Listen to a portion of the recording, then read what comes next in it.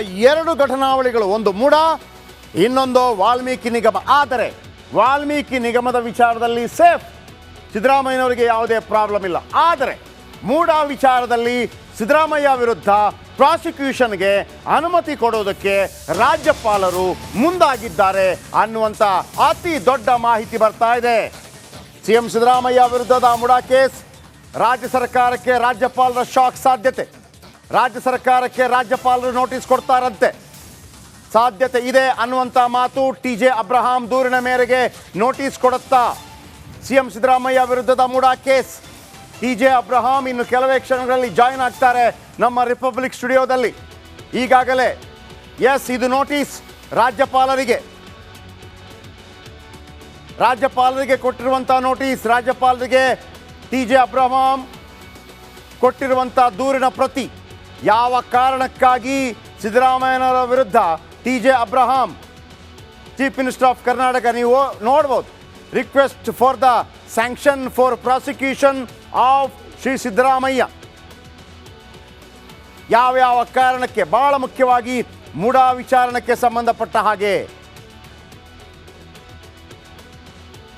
ನೋಡಿ, ಇದು exclusive photo. ಟಿ.ಜೆ. Abraham ಈ ಹಿಂದೆ ಕೂಡ ಇಂಥ ಅನೇಕ ವಿಚಾರಗಳಲ್ಲಿ ಸ್ವತಃ ಲಾಯರ್ ಕೂಡ ಆಗುವ ಕಾರಣಕ್ಕಾಗಿ ಅವರ ವಿರುದ್ಧ ತನಿಖೆಗೆ ಅನುಮತಿ ಕೊಡಿ ಅಂತ ಆಗ್ರಹಿಸಿ ರಾಜ್ಯಪಾಲರಿಗೆ ನೋಟಿಸ್ ಕೊಟ್ಟಿರುವಂಥ ಈ ದೃಶ್ಯ, ಈ ಫೋಟೋ, ಇದು ಸಿದ್ದರಾಮಯ್ಯನವರಿಗೆ ಮುಳುವಾಗತ್ತ. ಒಂದು ವೇಳೆ ಇದನ್ನು ಸೀರಿಯಸ್ ಆಗಿ ರಾಜ್ಯಪಾಲರು ತೆಗೆದುಕೊಂಡರೆ ಇದು ಡೇಂಜರ್ ಆಗುವಂಥ ಸಾಧ್ಯತೆ ಇದೆ.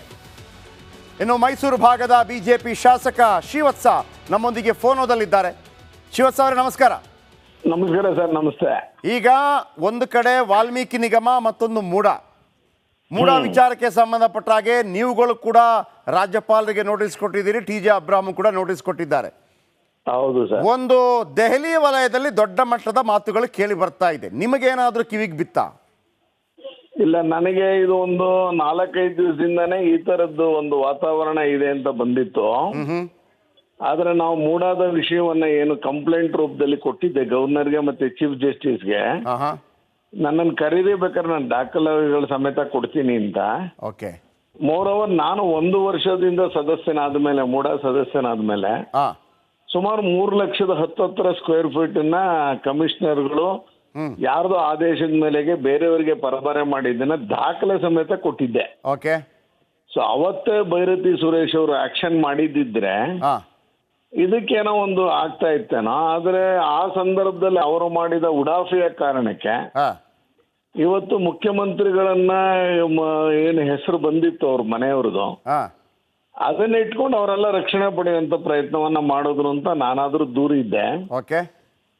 ಸೊ ಈ ಎಲ್ಲ ಹಿನ್ನೆಲೆಯಲ್ಲಿ ಮುಖ್ಯಮಂತ್ರಿಗಳ ಮನೆಯವ್ರದ್ದು ಏನ್ ಬಂದಿತ್ತು ಅದಕ್ಕೆ ಸಂಬಂಧಿಸಿದಂಗೆ ಏನೇನು ದಾಖಲೆಗಳಿತ್ತು. ಆದ್ರೆ ಅದಕ್ಕೆ ಕ್ಲಾರಿಟಿ ಕೊಟ್ರಲ್ಲ ಸಿದ್ದರಾಮಯ್ಯನವರು. ಸುದೀರ್ಘವಾಗಿ 2 ಗಂಟೆ 30 ನಿಮಿಷ ಅವರು ಪತ್ರಿಕಾಗೋಷ್ಠಿ ಮಾಡಿ ಕೊಟ್ರು, ಪ್ರತಿಯೊಂದನ್ನು ಕೂಡ ಹೇಳಿದ್ರು, ಟೆಕ್ನಿಕಲಿ ಕರೆಕ್ಟ್ ಅನ್ನೋ ತರ ಅವರು ವಾದ ಮಂಡನೆ ಮಾಡಿದ್ರು. ನಿಮ್ಮ ಪ್ರಕಾರ ಈಗ, ಒಂದು ನಿಮಿಷ ಸರ್, ನಿಮ್ಮ ಪ್ರಕಾರ ಈಗ 14 ಸೈಟ್ ಅನ್ನ ತೆಗೆದುಕೊಂಡಿದ್ದು ಅಪರಾಧ ಅಂತ ಆಗತ್ತಾ, ಅಥವಾ ಅದು ದಲಿತ ಸೈಟ್ ಅನ್ನೋದು ಅಪರಾಧ ಆಗತ್ತಾ? ಅಲ್ಲ, ಮೊದಲನೇದು 14 ಸೈಟ್ ತಗೊಂಡಿದ್ದು ಅಪರಾಧ ಆಗತ್ತೆ. ಯಾಕೆ ಅಂತ ಹೇಳಿದ್ರೆ 2020ರಲ್ಲಿ ಯಾವ್ದು ಮೂಡಾದ ನಿರ್ಣಯ ಆಗಿತ್ತು ಅಂತ ಇವ್ರ ಮನೆಯವರಿಗೆ ಕ್ರಯಪತ್ರವನ್ನ ಮಾಡಿ ಕೊಟ್ಟಿರುವ ದಿನಾಂಕ ಇದೆ. ಆ ದಿನಾಂಕದಲ್ಲಿ ನಿರ್ಣಯ ಆಗಿದೆ, ಕಾನೂನು ಬಾಹಿರ ಅಂತ ಜಿಲ್ಲಾಧಿಕಾರಿ ತಿಳಿಸಿದ್ದಾರೆ. ಈಗ ಮತ್ತೊಂದು ಮೂಡ ಆಯುಕ್ತರು ಹೇಳ್ತಾರೆ ಅದು ಸರಿ ಇದೆ ಅಂತಲೂ ಹೇಳ್ತಾರೆ. ಇಲ್ಲ, ಡಿ.ಸಿ ಅವರು ಬರೆದಿದ್ದಾರೆ. ಮೈಸೂರಿನ ಡಿಸ್ಟ್ರಿಕ್ಟ್ ಮ್ಯಾಜಿಸ್ಟ್ರೇಟ್ ಅವರು ಮಾಡಿದ ನಿರ್ಣಯ ರಾಜೇಂದ್ರ ಅವರು. ಅದಾದ ಮೇಲೆ ಅವ್ರು ಏನು ನಿರ್ಣಯದ ಸಿದ್ದರಾಮಯ್ಯನವ್ರ ಮನೆಯವರಿಗೆ ಕೊಡಬೇಕು ಅಂತ ಮಾಡಿದ ದಿನಾಂಕವೇ ನಿರ್ಣಯ, ಅದು ಕಾನೂನು. ಈಗ ಸೈಟ್ ತಗೊಂಡಿದ್ದಾರೆ ಅಂತ ಹೇಳುವಾಗ ಜನರಲ್ ಆಗಿ ಹೇಗೆ ಬರುತ್ತೆ ಅಂತಂದ್ರೆ, ಮಂಚೇಗೌಡರು ಕೂಡ ತಗೊಂಡಿದ್ದಾರೆ, ಜಿ.ಟಿ. ದೇವೇಗೌಡರು ತಗೊಂಡಿದ್ದಾರೆ, ದೇವೇಗೌಡರ ಕುಟುಂಬವೇ ತಗೊಂಡಿದೆ, ಆಮೇಲೆ ಭೈರತಿ ಸುರೇಶ್ ಹೇಳ್ತಾರೆ ಬಿಜೆಪಿ ಅವರು ಎಕರೆಗಟ್ಟಲೆ ತಗೊಂಡಿದ್ದಾರೆ. ಎಲ್ಲರೂ ಅಪರಾಧಿಗಳಾಗಿದ್ರೆ ಆರೋಪಿಗಳ ಆದರೆ ಈ ಪರ್ಟಿಕ್ಯುಲರ್ ಕೇಸಲ್ಲಿ ಹಾ ಏನು ಯಾವುದು ಮೂಡಾದಿಂದ ಅಕ್ವೈರ್ ಆಗುತ್ತೆ ಜಾಗಗಳು, ಹಾ ಆ ಜಾಗದಲ್ಲಿ ನಿವೇಶನ ರಚನೆ ಮಾಡಿದ್ರೆ ಅಲ್ಲೇ ಲಾಟ್ರಿ ಮೂಲಕ ಕೊಡಬೇಕು ಅಂತ ಇದೆ. ಹ್ಮ್ ಆದ್ರೆ ದೇವನೂರು ಬಡಾವಣೆಗೆ ವಿಜಯನಗರದಲ್ಲಿ ತಗೊಂಡಿರೋದು ಮೊದಲನೇ ಅಪರಾಧ. ಓಕೆ. ಎರಡನೇದು ನಿರ್ಣಯ ಮಾಡಿರೋದೇ ಅಪರಾಧ, ನಿರ್ಣಯ ಮಾಡಿರೋದೇ ಕಾನೂನು ಬಾಹಿರ. ಸರಿ, ಆದ್ರೆ ಆ ಪ್ರಾಸಿಕ್ಯೂಷನ್ ಸಿದ್ದರಾಮಯ್ಯನವ್ರಿಗೆ ಯಾಕಾಗತ್ತೆ? ಅವರ ಪತ್ನಿ ತಪ್ಪಾದ್ರೆ?